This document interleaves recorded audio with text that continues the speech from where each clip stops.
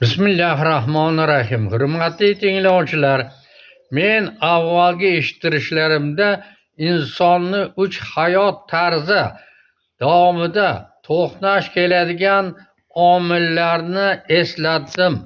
Har qanday inson Allohdan uzoq umr tilagan bandalarini barchasi boshidan o'tkazib, bu 3 hayotni qadriga yetib, ko'pchilik shu omillarni boshdan o'tkazib, yoshlarga nasihat tariqasida ogohlantirish qilib bergan nasihatlariga amal qilib yashasalar, ayrimlari bu nasihatlarga ishonch bildirmay, hayotlari davomida to'qnash kelib, boshlari davolga urilib, yorilib, so'ngra ishonchga ega bo'lib, insonlarda ulug' gap bor.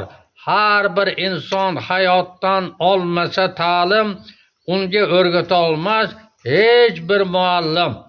Kim tabib boshidan o'tkazgan tabib degan ibratli amallarga ishonib, bu davrlarni o'tkazib 130 yoshlarga yetib borishlarini xohlagan holda Allohning 4-omili, bu yorug' dunyoni tark etib oxirat omili haqida hech bir inson bu olamga borib bizga dalil, isbot, faktlarni bermagan, bildirishlarni fantastik bayonotlari haqida faqih,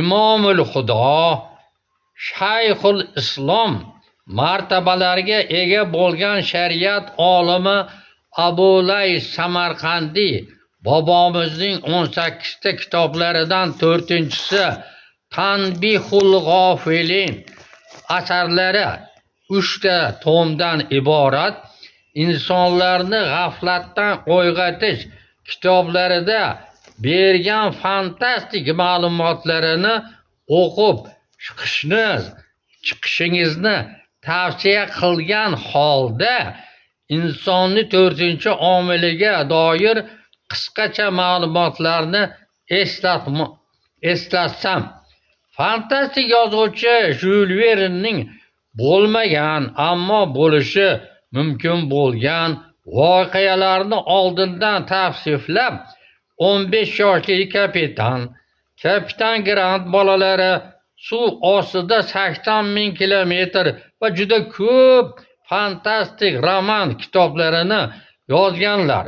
Bu asarlarda bayon etilgan voqealarga ishonuvchilar va ishonmaydiganlar ham albatta bor.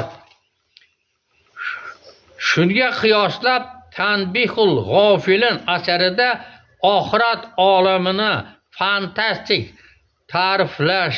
ta'rifini eslatmoqchiman.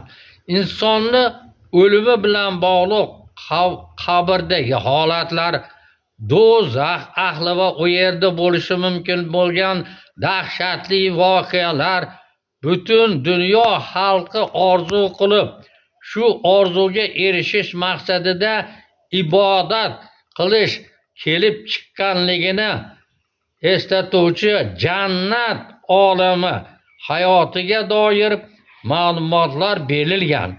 Ammo bu ma'lumotlarga doir dalil va isbotlar fantastik tasavvurga ega ekanligini eslatmoqchiman. Xohlang ishoning, xohlang ishonmasligingiz mumkin. Shu insonlar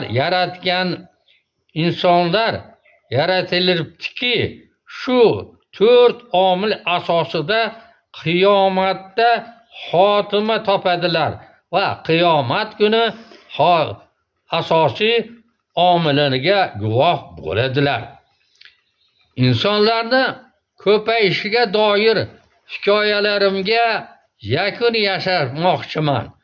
Men bergan ma'lumotlarni davomida bergan ma'lumotlarim davomida tinglovchilarga ma'qul kelmaydigan ma'lumot bergan bo'lsam, oldindan uzr so'rayman. E'tiborlaringiz uchun rahmat. Salomat bo'linglar. Studiyamga a'zo bo'lishni unutib qo'ymang.